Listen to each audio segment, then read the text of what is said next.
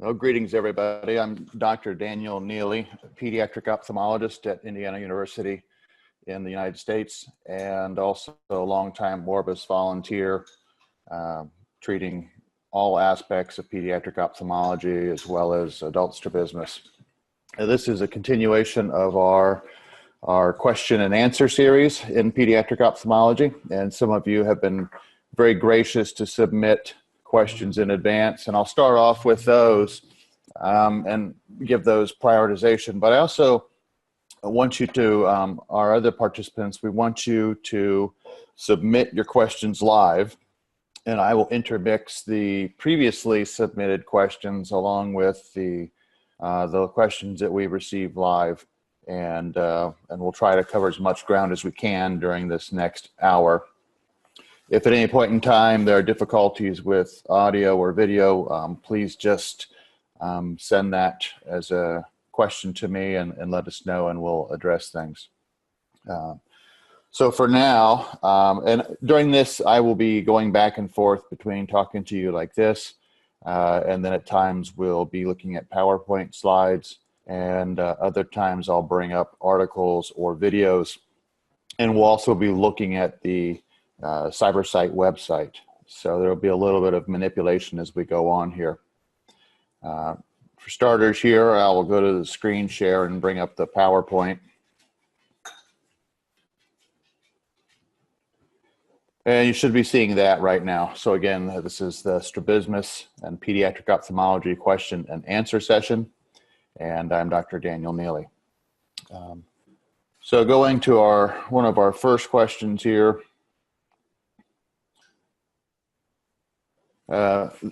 This is an interesting question, and it's been a very hot topic on all the discussion boards recently. And this is a question that came from at least a couple countries, Qatar and India. And the question was about the use of atropine and progressive myopia in children. And I think that there's a lot of misunderstanding and misinformation about this. And so I wanted to talk about this so that we understand what this can do and cannot do. Now, this interest in this is not new. It's been there for decades, but really just a few years ago, here, let me actually switch out of this for a minute. Let me go straight to the PowerPoint so it's less cluttered here.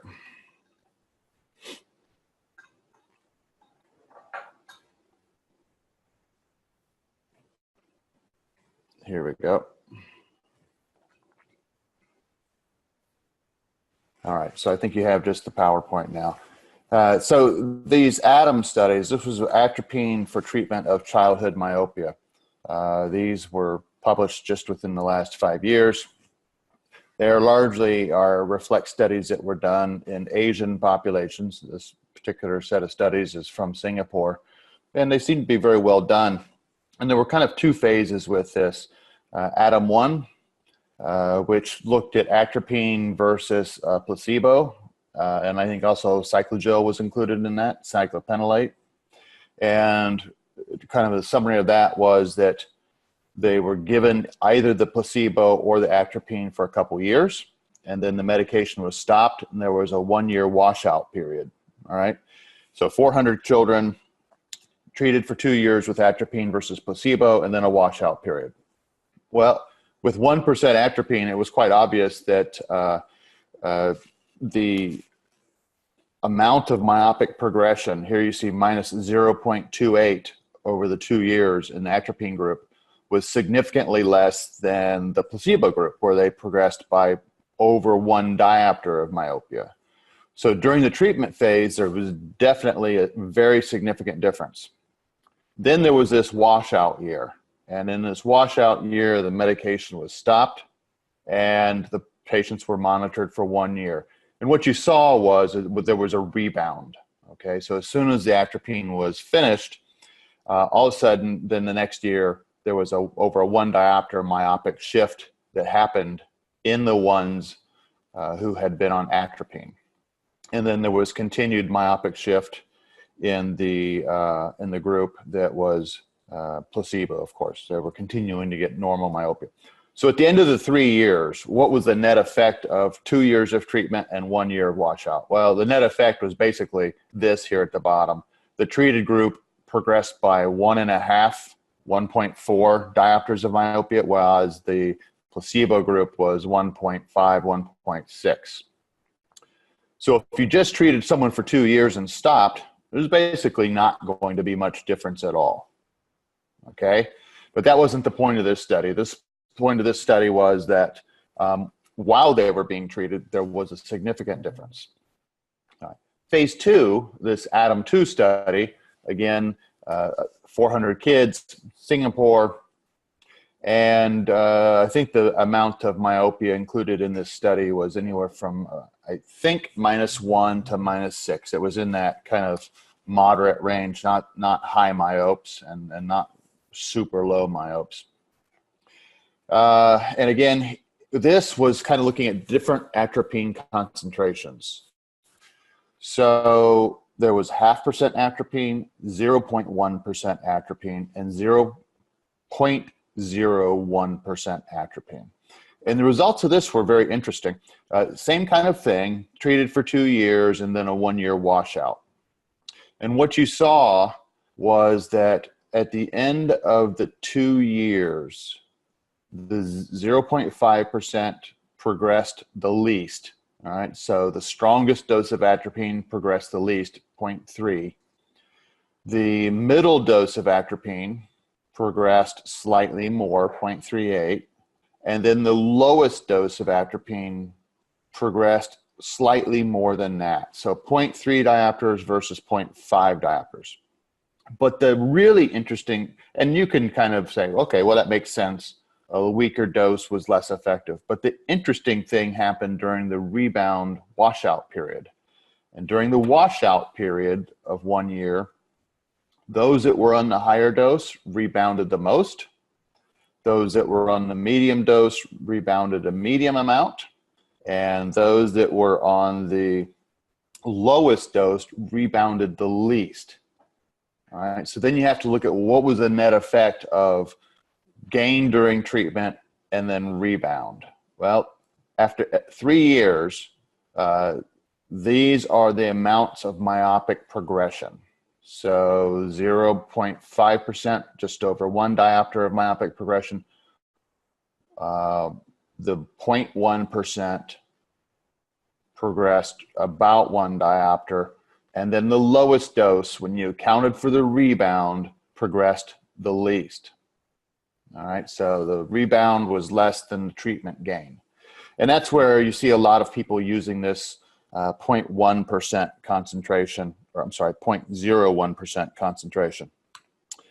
And then they did another interesting thing from that study, and that was those that had rapid progression, defined as more than a 0.5 diopter per year during the washout phase, were restarted on the low dose atropine, the 0.01%.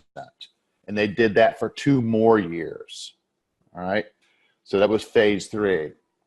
And at the end of this 5-year clinical trial, they then looked at what was the net effect.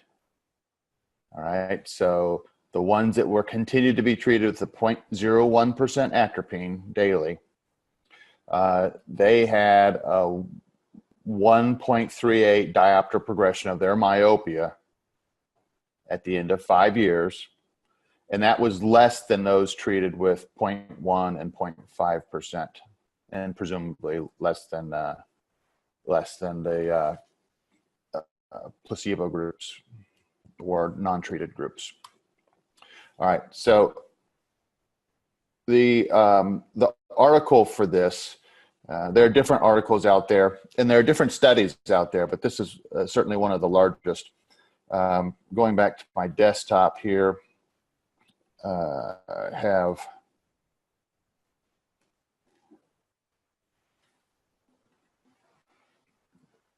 move this toolbar out of the way so I can see. Okay. All right, so this is that result, and this is in the American Academy of Ophthalmology 2015, and that was the 5-year clinical trial. All right, so the conclusion: over 5 years, atropine 0.1% was more effective in slowing myopia progression with less visual side effects compared to higher doses of atropine. Now, so when you're going to, if you're going to treat, first of all, I'll just say that I have personally not had many people want to do this, and so I don't have a large cohort of people that I have treated. Because why is that? Well, 2 reasons. One, I don't have a significant Asian population, so there's less of a call for it. But 2, you have to look at this and say, okay, you're going in this for the long haul. These studies are 2 years, 3 years, and they don't account for what happens when you finish the treatment. I think to really know what happens and how much benefit there is, you're going to have to treat these patients all throughout their period of myopic progression. So for most kids, that's a 10-year window from about age 8 to 18. All right. Are you going to commit to treating them with atropine, low dose or high dose, whatever it's going to be, for 10 years? Or are you only going to treat them for 2 years or 3 years or 5 years and then anticipate that there's going to be some regression? Even when they are effectively treated, the other thing to keep in mind is this doesn't stop myopia. It merely retards the progression. So maybe it cuts down the amount of myopic progression 20%. Maybe it cuts it down 40%. Maybe it's 50%. But there's no evidence that it's going to be any greater than that. It's probably somewhere less than 50%. And we don't have a lot of information on the high myopes, pathologic myopes, which are the ones that really get into trouble.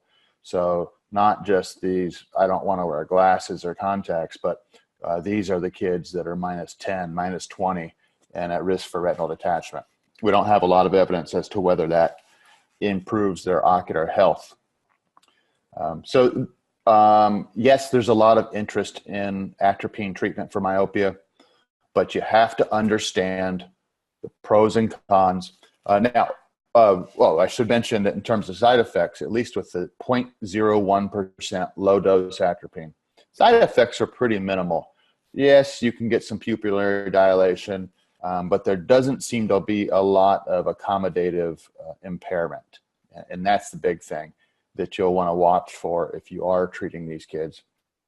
Are they having accommodative impairment? So this low-dose atropine is an effective tool. If you do have families that are very interested and are in it for the long haul, multiple years, I think this is a reasonable thing to do. But let's all keep in mind, I think the jury is still out on this because we don't have long-term follow-up during the treatment. We don't have long-term follow-up after the treatment is completed. All right. So take that to your patients and discuss that. I'm going to go back to the PowerPoint slides here.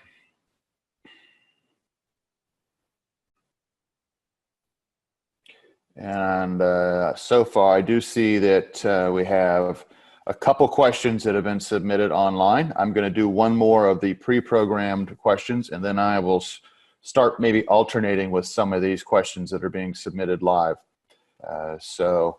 Feel free to continue submitting questions. All right, and back to the PowerPoint.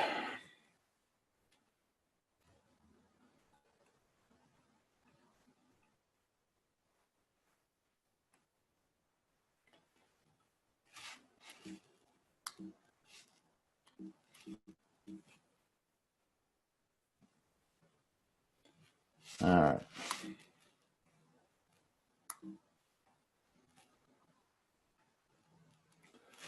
Well, this is an interesting question. This comes from Nigeria, and this is something that we all struggle with. This is pediatric cataract surgery capsulotomies. And when I think about pediatric cataract surgery and how it differs from adults versus children, really to me, it breaks down into not just that we don't need phaco for 99% of pediatric cataracts. You know, almost all of these we're doing with aspiration only. Whether you do aspiration with an IA handpiece, a Simcoe even, or an automated IA handpiece, or you're using a vitrector, I don't think really matters. But what does matter is, what do we do with lens implants? What do we do with the anterior and posterior capsulotomy? You know, this person did not specify whether or not their question had to do with anterior or posterior capsulotomy, but I can kind of break it down for you. For me, the dividing age when I decide how I'm going to do a cataract surgery is right about 5. Now, why 5? Children 6 and older are usually pretty cooperative. So in terms of the posterior capsule, I can usually feel like I can leave it intact, just like I would for an adult. And if I need to do something later on, they can usually sit at a YAG laser. Doesn't mean the YAG laser is going to be easy for a posterior capsulotomy, but they can usually do it. Occasionally, you have to take them back into a surgical capsulotomy. And so some people will actually do primary posterior capsulotomies to even older ages than 6. They might go 7, 8, 9 even. But for me, my cutoff is right around there. Now, other times in older kids, I might open the posterior capsule, like posterior lentiglobus, some of these posterior polar cataracts, PHPV, if you have someone who's older, that hasn't been operated. But for me, in someone older than 5, I'll leave the posterior capsule intact, and the anterior capsule, I will do a manual tear exactly like I would do an adult surgery. Bent tip cystodome needle, Utrata forceps. And in that age group, 5 and older, yes, the anterior capsule is still elastic more than an adult, but you can usually tear it with a fair degree of safety and control. Age 5 and under, I usually will open the posterior capsule. And that's one thing that we'll talk about here with this question is different posterior capsulotomy techniques. Relative to the anterior capsule, though, I think it doesn't really matter how you do that. If you're really good with tearing anterior capsulotomies and you want to tear it manually, I think that's fine. For me, once they get less than age 3, I struggle to control that manual tear capsulotomy, and I will switch to a vitrector technique to open the anterior capsule, and I will show you that in just a second. Between 3 and 5, I will usually tear it, but sometimes I'll do it with a vitrector. And I don't really have a rule as to how I decide. A lot of times it depends on what the cataract looks like to me and how opaque it is and other factors. So 3 and 5 is kind of a gray zone between manual tear and vitrector capsulotomy. But I think the big thing, the important thing, is that in the under age 5 group, it's the posterior capsule. You have to open the posterior capsule because it's going to become opaque in a short period of time. And if you don't have the posterior capsule out of there, these kids are too young to sit at a YAG laser. The posterior capsule pacification is too dense. They are also going to pacify so quickly that it's going to be amblyogenic. So you might as well just open it at the time of the initial surgery, regardless of whether you're putting a lens implant in or not. So let's look at a couple techniques here with both the anterior and posterior capsule. So I'm going to switch back out of the slides and go to some videos here for a moment.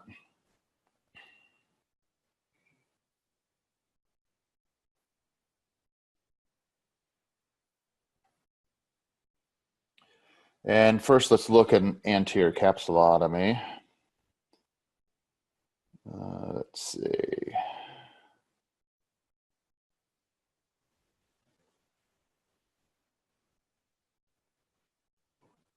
I think it's this one. Let's see what we got here. Yeah. All right. So here is this is a 1-year-old, 1-year-old or less. So what I'm doing is this is a posterior lentiglobus type cataract. It's not a very dense cataract, but you can see the opacity back here. The big thing is that the refractive error is very funky because of the bowing of the posterior capsule. But it gives you this nice visualization to see this vitrector technique. So I've decided I don't want to tear an anterior capsulotomy. I'm going to use the vitrector. So you can do this different ways. This is with an anterior chamber maintainer. And here I'm putting in a 20 gauge anterior chamber maintainer for the anterior and posterior capsule. Nice thing about the anterior chamber maintainer is it frees up both hands if you want to have both hands on the vitrectomy handpiece, or you want to stabilize the eye with a forceps. Cut rates for the anterior capsule can be anywhere from 250 cuts per minute up to 2,500. General, I will run the cutters as fast as possible if it will engage the capsule. Now I'm going to pause for a second. You can see what's been done is we've basically have turned the vitrector port down. It is facing the anterior capsule. And you use the minimum amount to vacuum that it takes to engage the capsule and take little bites out of it. Now, in this particular case, I have started more or less in the middle, and I'm enlarging it until I get to my desired size of roughly 5 millimeters. And while I'm doing that, I'm trying not to engage the underlying lens material too much. I really just want to take the capsule and the superficial lens material. If you step on the vacuum too much, you will pull right into the lens and cut through the backside. All right. The other way to do this is to basically cut a circle with your vitrector and then go back and finish the inside portion. So like you're cutting a donut or a circle, and then you go back and finish. But let's continue with this. And again, just enough suction. And you can see that this ends up being scalloped a little bit. I'm going to back up just a touch.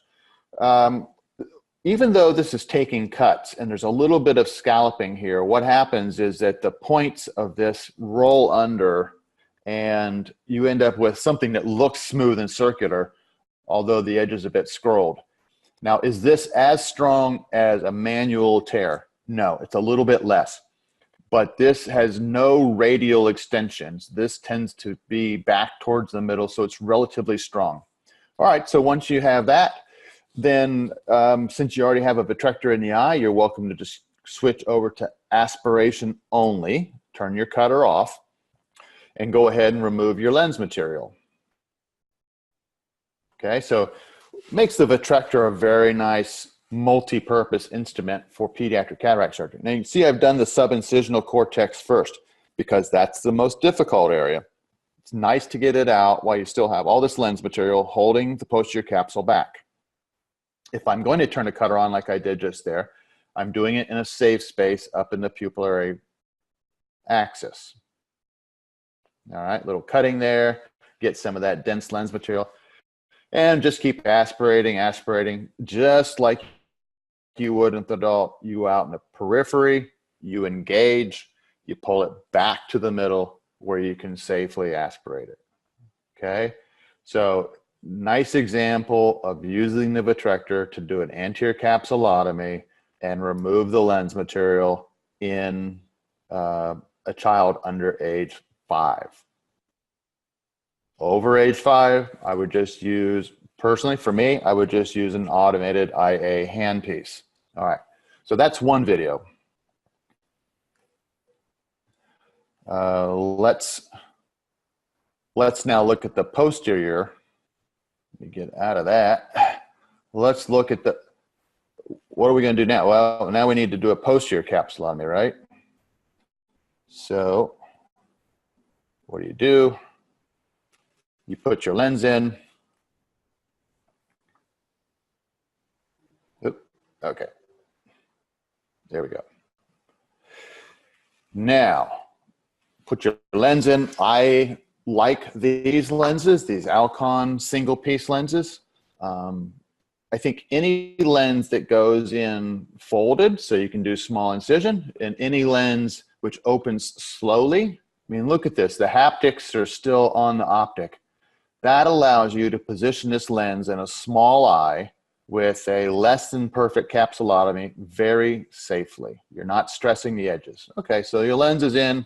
Now, you could, we're closing right here, but let me roll back just a touch. I'm going to stop right there. Okay, let's say your lens is in. Now we need to deal with the posterior capsule one of two ways. We could have opened the posterior capsule with a vitrector before we injected the lens, and that's fine.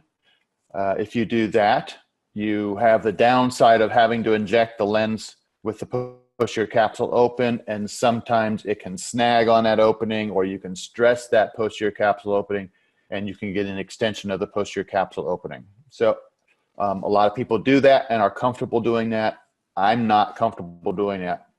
I will sometimes, at this point, once this lens is in, take my vitrector and reach in underneath the lens. So you can see here how the lens is displaced inferiorly a little bit. That allows you to get under this anterior capsular edge and the lens, the edge of the lens implant.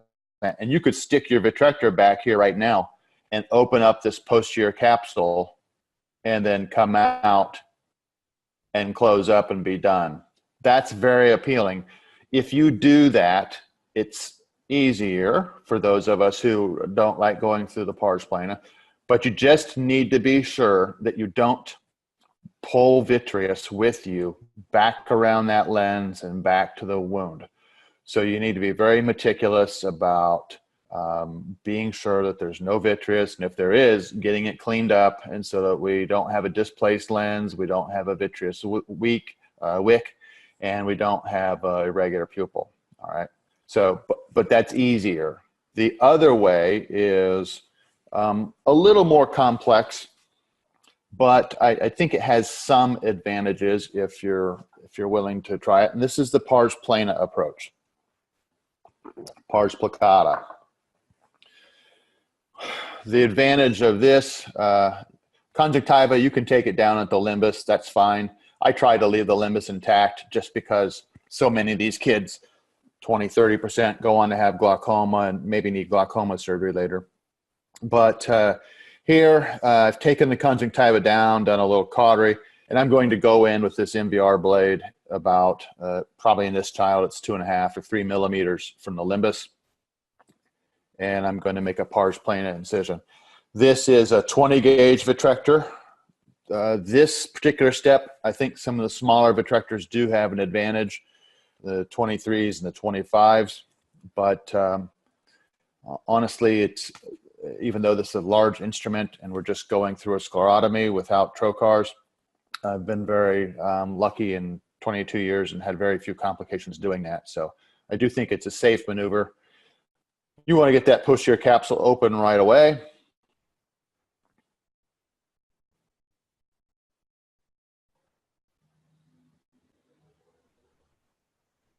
So that you have fluid that's flowing from the infusion back to that vitrector. Now, your lens is stable, you haven't displaced it. You are able to easily judge how big you want your posterior capsulotomy to be. And when you pull out, if there's any vitreous that follows the instrument, you can just clean it up. And it's not going to cause any leakage. It's not going to cause any displacement of your lens. It's not going to cause any distortion of the pupil. So that's a bit more uncomfortable and maybe a bit more challenging. It takes a little more time versus going from the front, but those are the arguments for going through the back rather than the front. Personally, I think either technique is good as long as you do it with nice technique and pay attention to what you're doing. And I'd rather have you do it from the front and open the posterior capsule than just not open the posterior capsule at all. And these young kids, if you're not going to open the posterior capsule, you pretty much might as well not do the cataract surgery. Now, what if you don't have a vitrector though? Because a lot of us don't have access to a good vitrector. Does that mean you can't do pediatric cataract surgery in younger kids? The answer is no.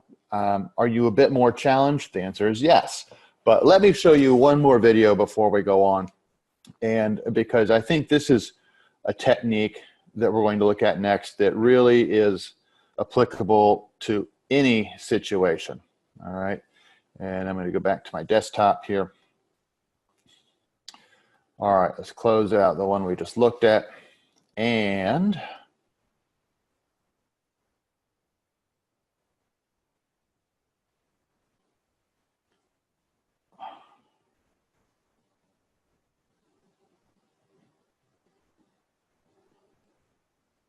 wait, I know where it is. Okay, I just forgot. I have to. All right, let's do this. We're going to step into Cybersite here for a minute. All right, all of this material that we're talking on about today, everything I'm going to tell you is available for your future review on Cybersite. If you open up your homepage, so here's my homepage. I have 4 consults that I need to respond to. I've got 18 that are in progress. You guys are keeping me busy. I've got 1,200 that I've answered. So keep those coming. Please send consults.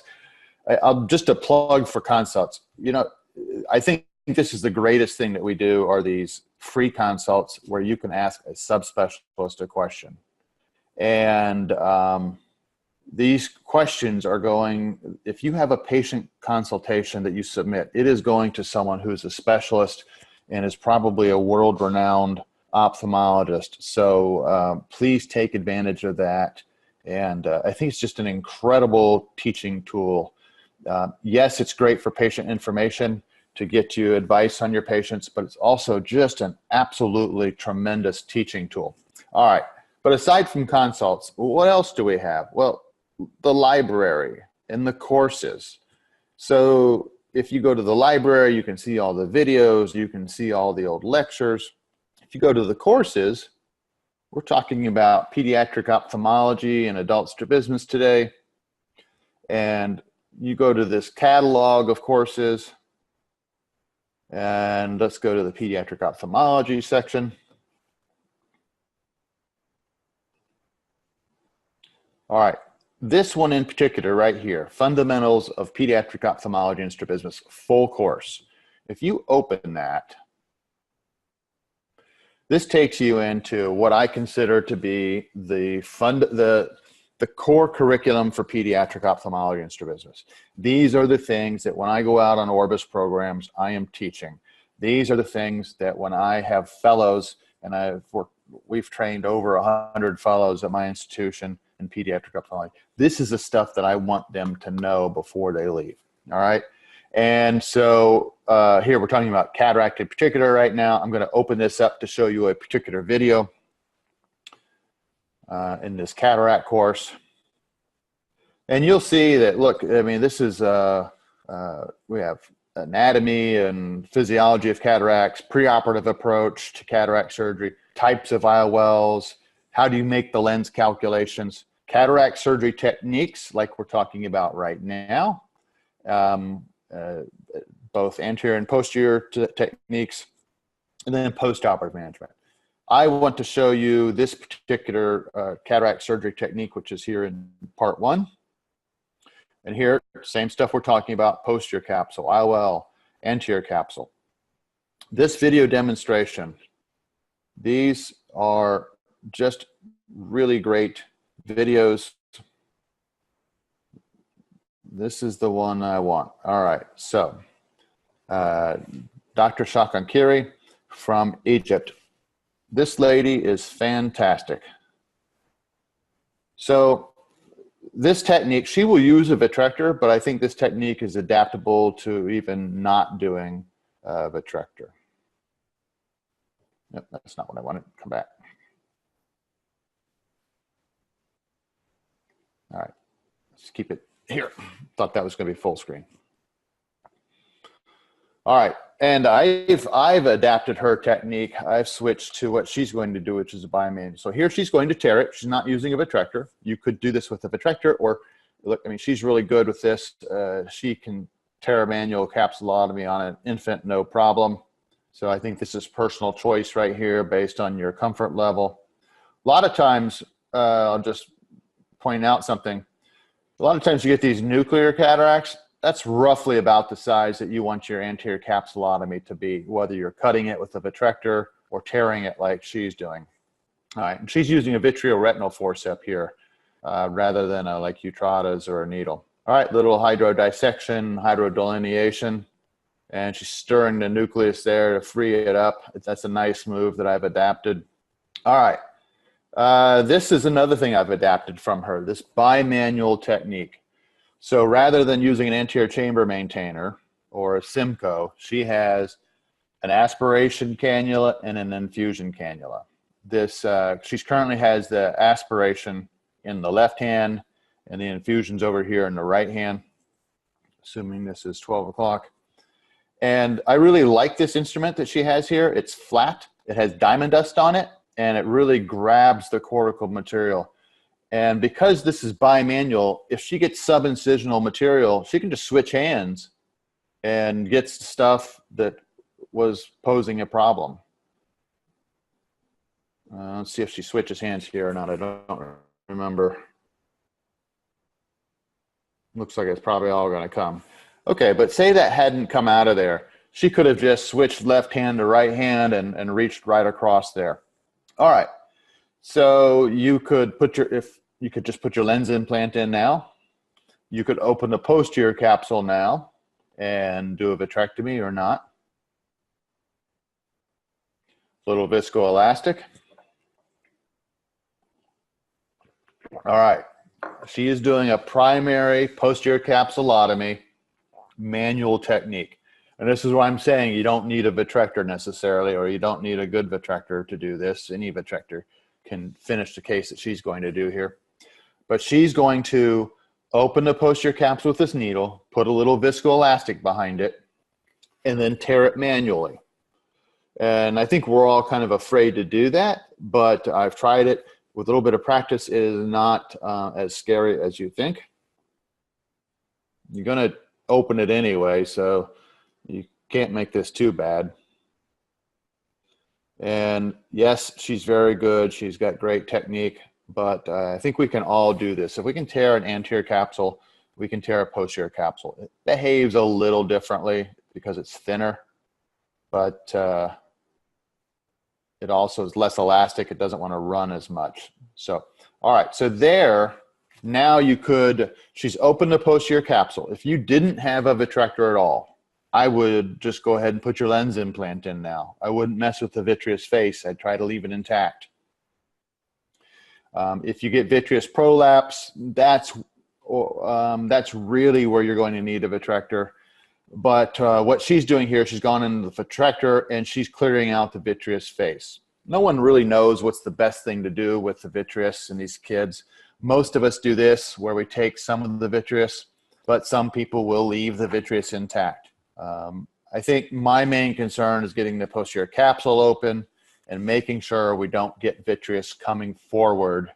That would need to be dealt with. Okay, but here she's doing a little bit of vitrectomy. And now next is going to put the lens implant in with the posterior capsule open. So yeah, it can be done. And she does a lot. I think she does something like 300 pediatric cataracts a year, maybe more. So I think she's very skilled. But I think all of us can do this if we are patient and keep at it. There's nothing that's too radically different from doing adult cataract surgery with this technique. The differences are minor and you have to be careful. Yes, it's more difficult, but I think any ophthalmic surgeon who does adult cataract surgery could learn to do this technique. All right, injecting the lens. This, for me, yeah, this is the step that I'm uncomfortable with, which is why I still tend to do mine posteriorly, but look at this. It's just a beautiful implantation. And again, look at the advantage of having this slowly opening lens where you can kind of manipulate it in position. If you had a one-piece lens, admittedly, this would be more difficult. If I had a one-piece lens or a three-piece lens, I probably would put the haptics in the sulcus and then do optic capture. I think that's what I would probably do. But you don't want to do that with these one-piece lenses. These one-piece lenses, you want to put them in the bag. All right, so I'm going to stop there. But that's really an interesting. And impressive technique to deal with anterior and posterior capsules. All right, so we're going to go back. Let me go to our questions here, and we'll see what we have here. All right. The first question is about alternate patching. Does it have a place in the treatment of isometropic amblyopia? All right, alternate patching for amblyopia. And I think for any kind of amblyopia, let's talk about alternate patching, regardless of the cause. Because you could have an isometropic amblyopia where you have different refractive errors. We could have bilateral amblyopia. That's where I most commonly see this question. You've got bilateral amblyopia from someone who's a high hyperope. Should I do alternate patching? Well, for me, the answer is no. All right, so if I have an isometropic amblyopia, one eye's more farsighted than the other, for example. Well, the more farsighted eye is going to be the amblyopic eye, so I'm going to patch the other eye exclusively. 2 hours, 4 hours, 6 hours, whatever that's going to be. Bilateral amblyopia, from bilateral high hyperopia or from bilateral cataracts, right? Because they can have bilateral amblyopia. Well, bilateral high hyperopia and bilateral cataracts, there's no advantage to patching alternate patching, all right? I restrict the patching to whichever eye is the worst of the two. Whichever eye is the better of the two, the patient is automatically going to use that eye to its full potential. And it will improve to its full potential on its own once you've corrected the refractive error issues. Having them, if they're already preferring their right eye, making them patch the left eye does not make the right eye get better faster. I don't think there's any evidence of that, nor does it make it get better to a better degree. It is going to improve to whatever degree it is physiologically and neurologically able to. If visual acuities are equal in the two eyes and someone has bilateral amblyopia from high hyperopia or pseudophakia, again, there's no advantage to alternate patching. They will both, if the vision is equal, they will both improve spontaneously at the pace that they can. All right, so for me, alternate patching has almost zero place in the treatment of amblyopia. That may not be an opinion shared by everyone in the world, but it doesn't, to me, it doesn't make sense, and I don't think that there is any significant literature to support its use. Even about the only time I use alternate patching is occasionally for intermittent exotropia. There are some studies that indicate that people's control will improve with alternate patching. I will admit that I have tried it many times over the last couple decades, and I have uniformly been disappointed, and I no longer do it. I don't really think it makes any difference. If I'm doing it, it is not with much expectation of significant improvement. It is more because the family doesn't want surgery. All right. So another question here. There's a question here that reads, only for strabismic amblyopia, and it's not from the same person. If you could clarify that, Donatella, I'll be happy to answer that, but I'm going to move on from that one. All right, let's do another spontaneous one here. This is, question here is, what IOL power to implant in a unilateral cataract in a 4-year-old if one eye is 25 diopters and the cataract eye is 30 diopters. All right, so presumably We're talking about a unilateral cataract. And when you look at the lens calculations, one eye, the non-cataract eye, comes to a 25 for emmetropia, and the cataract eye comes to a 30 for emmetropia. All right. When you, perhaps more importantly, as to what the lens calculation for the non-surgical eye is, I'd probably be looking at the refractive error to best answer this question. Because if the non-surgical eye has low to moderate hyperopia, I'm probably going to do what I always do, regardless of what the number is. And for a 4-year-old, I want them to still be hyperopic a little bit. A couple diopters, perhaps 2 diopters. Maybe no more than 3 diopters, somewhere in that vicinity. Why am I targeting that as my post-surgical refraction? Because they are going to grow a little bit more. They're going to become less hyperopic as they get into those preteen years. And so I'm trying to anticipate that. If the non-surgical eye is myopic though, well, I'm probably going to be targeting something closer to whatever it is.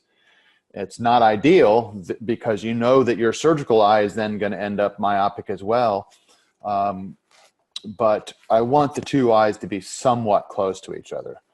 Now, when we do adult cataract surgery, we talk about having refractive error, an isometropia of less than 2 diopters, right? So adults don't tolerate more than 2 diopters of difference from one eye to the other usually. Children do though. And I think as long as you get them within 4 diopters of each other, they're probably fine. So if one eye is myopic, I would target something to get close to that. Now, interesting thing about hyperopic targets. In the past, I have targeted larger amounts of residual hyperopia in younger children. Recently at the APOS meeting in San Diego, Ed Wilson's group had an interesting paper that showed that after about age 7, there wasn't very much of a myopic shift in their cataract surgery patients.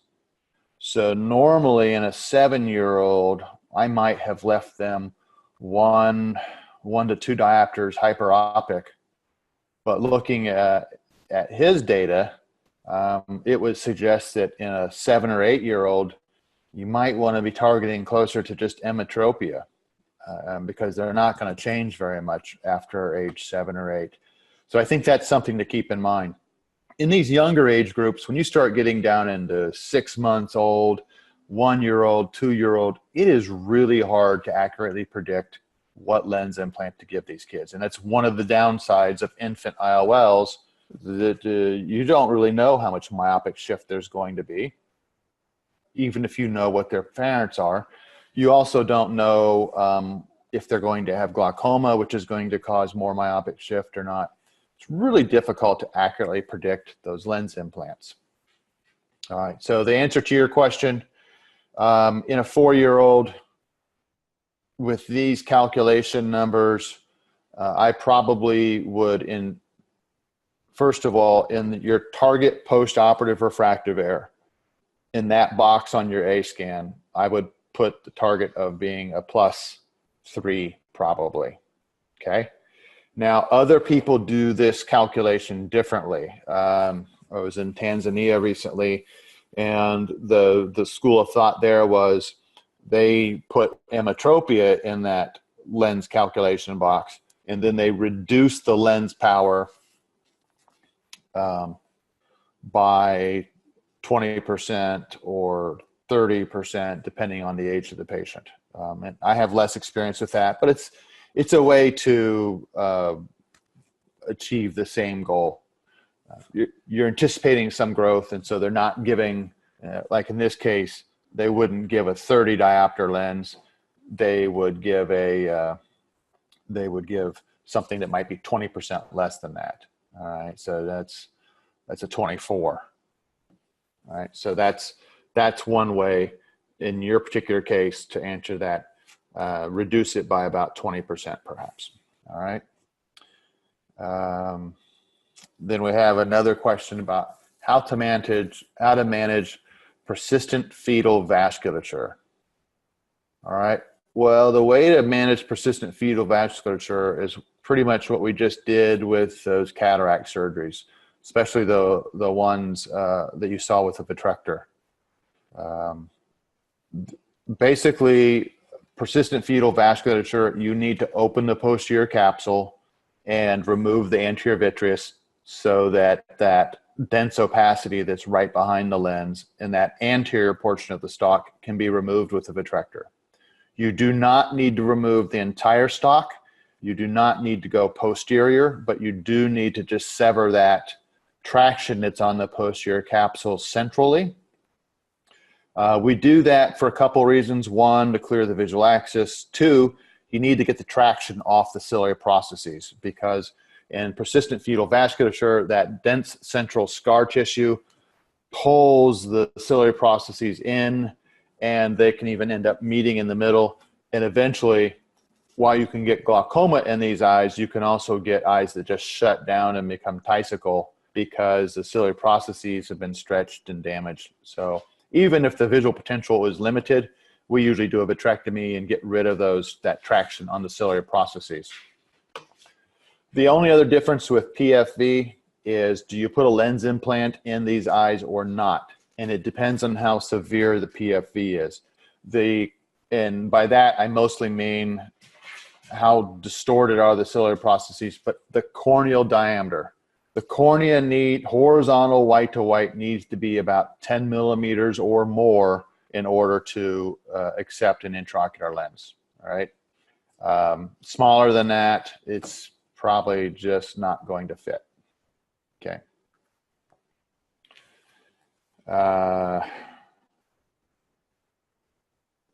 All right, so let me go now back to some of the previously submitted questions that people sent in advance. I don't want to disadvantage them. So I'm going to go back to the PowerPoint here for a moment. All right, we talked about capsulotomy. How to evaluate a child with strabismus. I appreciate this question, but the scope of this question is pretty extensive, and it's not something that we really have time for. I mean, this is a whole lecture on itself. If you look in the library, we have covered this webinar before, kind of the introduction to pediatric ophthalmology, fundamentals of strabismus. You can find this material though. Let me go back to the desktop here for a moment.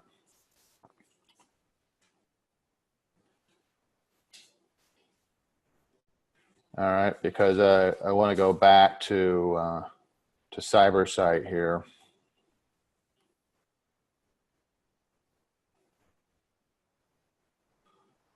All right, where can you find this material? Here's Pediatric Cataract.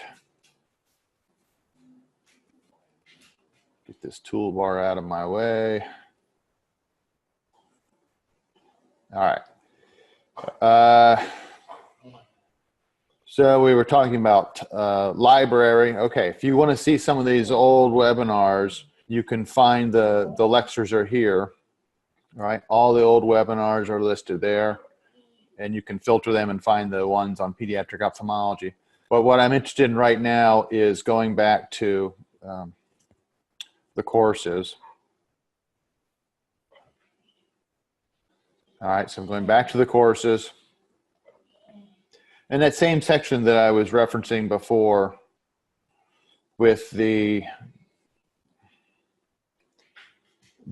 comprehensive training section on pediatric ophthalmology. So here we are, pediatric ophthalmology, fundamentals of pediatric ophthalmology full course.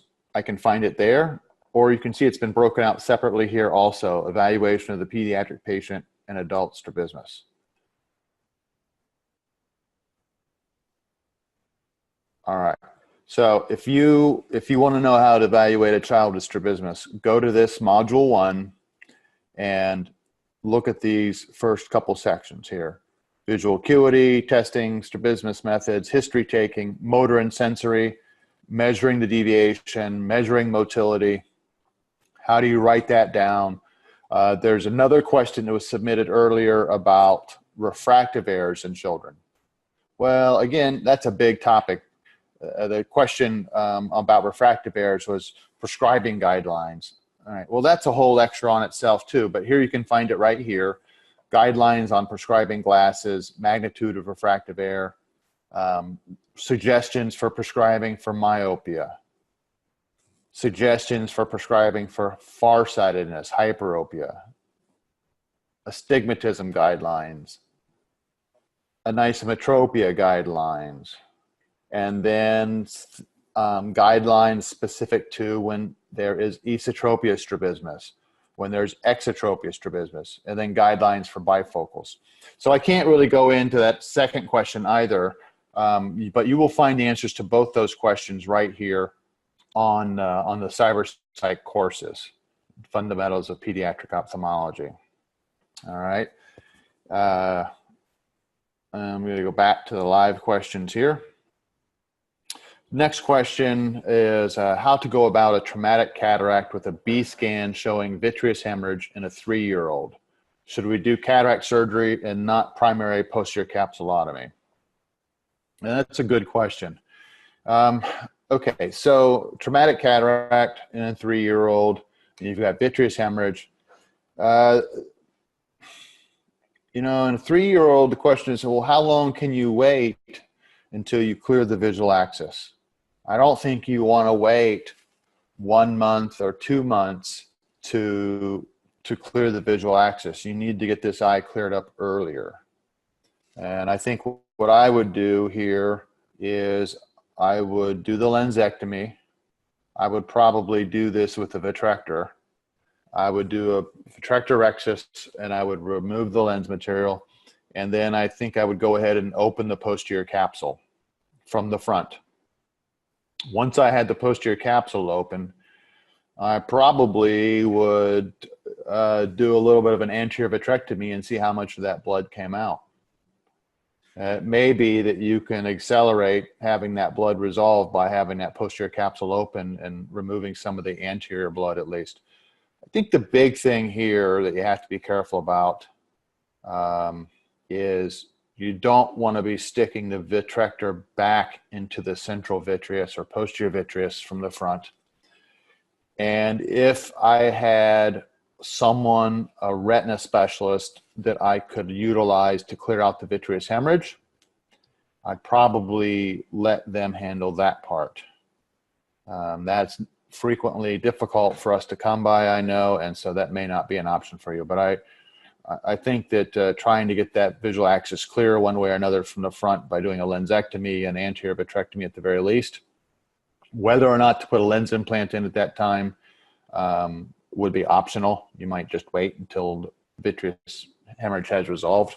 But I don't see any reason not to go ahead and put a lens implant in, even if you're going to refer them to a retina specialist. That way they'll have a nice clear view. You know, if you let them do the lensectomy, they're just going to take everything and you're not going to have anything to work with. So better that you go ahead and take the cataract out and put the lens implant in and then let them do the vitrectomy if needed. I think the other big thing here is you want to have a very careful B scan and be quite convinced that you don't have a retinal detachment with this vitreous hemorrhage. Okay. Cause, next question is an amblyopia question, cause of the crowding phenomenon. Well, that's a good question. I don't know that I can adequately explain the precise physiology of it, but what is the crowding phenomenon? This is when you're testing someone with amblyopia and you give them a single letter at a time and they test really well. They do 20/30 or, 6/18 or whatever. So they test really well, but then you test them with a full line of optotypes and they test worse. They're 2 or 3 lines worse on the eye chart. And you notice that maybe they only get the first letter and the last letter. These are classic influence of the crowding phenomenon. So this is why when we do vision screenings and when we test acuities in the office, we always give full lines to compensate for this crowding phenomenon. If you're going to give a single optotype at a time, it should have those crowding bars, top and bottom, left and right. All right. I'm going to take a few more live questions, and then I'm going to draw us to an end within just a few minutes because I have another obligation here coming up. All right. Next question is about active vision therapy for amblyopia. What is it and how useful is it? We don't know. Okay. Any kind of vision therapy, whether it's exercises for the muscles or whether it's visual stimulation inducing, there's a lot of interest in that. I think people put a lot of hope in that. But the fact is, we don't really have any solid medical literature that these things make any big difference. You know, you will find definite camps of thought. Some people are super intense believers. Others are complete disbelievers. The truth is probably somewhere in the middle. There probably is some use, but I think we just really don't know. As far as exercises, I will use convergence exercises for convergence insufficiency. I will use convergence exercises sometimes for intermittent exotropia. That is about the extent of how I utilize vision therapy. To me, vision therapy is wearing an occluding patch for amblyopia. Vision therapy is using atropine for amblyopia. To me, that's vision therapy. There have been studies, I think that the Pediatric group did studies to see if using handheld devices or performing tasks while being patched for amblyopia, if that made any difference. And if there was any difference, it was pretty negligible. So that was not supportive of activities or vision therapy. Okay, so yeah, this question came up in advance. This is another spontaneous question here, but it also came up in advance. I don't know if it's the same person. The question was indication for tomography in children. Is it avoided or prohibited? CAT scanning, computed tomography involve radiation. There have been studies that came out within the last few years that showed that there was a higher incidence of, I think, carcinomas and in other complications in young children who were receiving radiation from CAT scans. As a result of those findings, there has been a big backlash against CT scanning children. Now, I think we have to take that information. You're saying, is it prohibited? No, it's not prohibited. I think if you only have a CT scanner available to you and you don't have an MRI scanner, I think you still need to use that CT scanner when you have someone who needs neuroimaging. Right? I mean, that's better than not. If you suspect someone has a tumor, get a CT scan, right? If you have someone you suspect has a complicated skull or orbital fracture, get a CT scan. However, if you have both a CT scan and an MRI scan, and you can get the same information, then the recommendation is the MRI scan would be preferable because of the lack of radiation. That's what this recommendation boils down to. So yes, we are trying to limit radiation exposure in the younger children in particular, just like we are trying to limit multiple general anesthetics in the younger children, because we know that there are some issues long-term in terms of safety. All right, so not an absolute contraindication. It is a relative contraindication, and you use what you have available. All right, next question.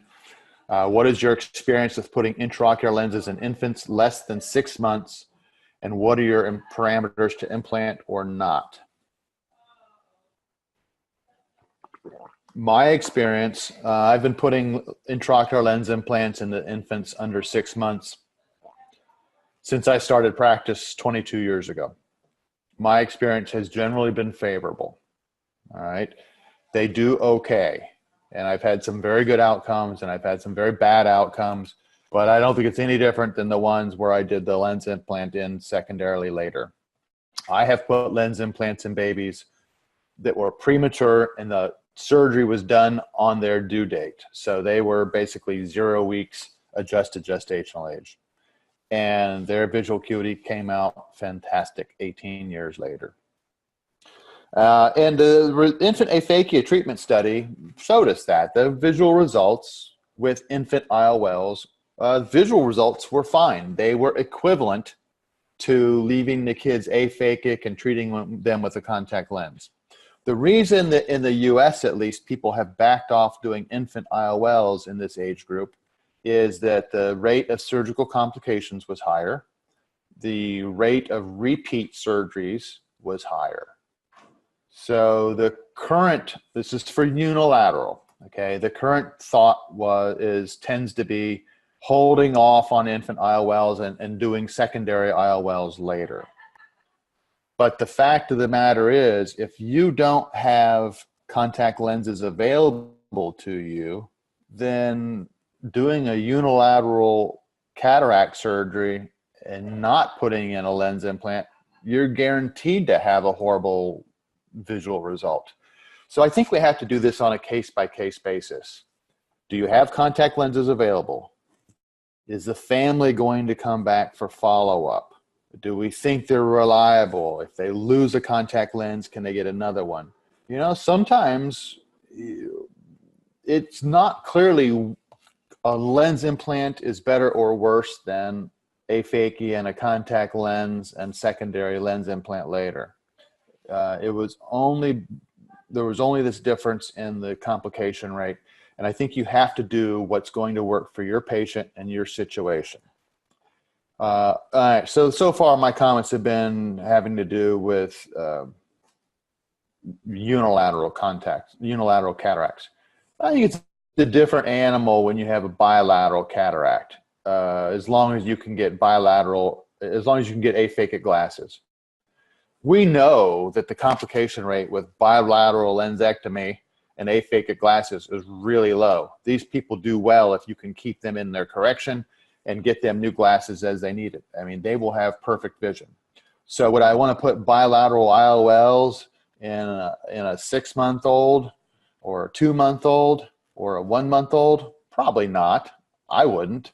But you may have circumstances that the family is not going to be able to get aphakic glasses, and maybe that's all you have to do. But my suggestion for aphakic bilateral is for cataracts that are bilateral, not to do IOLs in the infant group. Do secondary implants later. All right. I'm going to do 2 more spontaneous questions, and then I'm going to draw us to an end, I think. This question is, when, say, a 5-year-old orthotropic child, okay, so we have a child with straight eyes, needs +6 glasses after cycloplegic refraction, do you give it all at once or in steps? In any case, do you add a cycloplegic for a couple of weeks for adjustment? Okay, so we have a child, their eyes are straight, but we find that they have a +6 refractive error. What do I do with that child? Do I give them +6? No. If they were esotropic, I would give them the full prescription +6. But if they had straight eyes, as we're talking about here, I would take 2 diopters off that, right? So I'm going to allow them 2 diopters of normal accommodation. The child is still going to do 2 diopters of normal accommodation. That's for comfort. But yet we're getting them out of this high hyperopic zone by correcting 4 diopters of it. So now effectively in the glasses, they're going to be a 2 diopter hyperope. So that should protect them from developing bilateral amblyopia. It should protect them from developing refractive esotropia, but yet they should be comfortable because you're giving them a little bit, letting them do a little normal accommodation.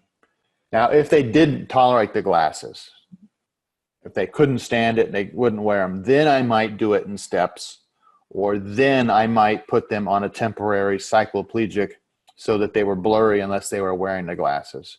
And if I do that, I'll do atropine for a few days and then stop it. That sometimes will work. But generally, no, I just give them what I think they should have, whether it's the full plus for an esotropic child or reduced plus for a child with straight eyes, and go with that. Okay. Next question.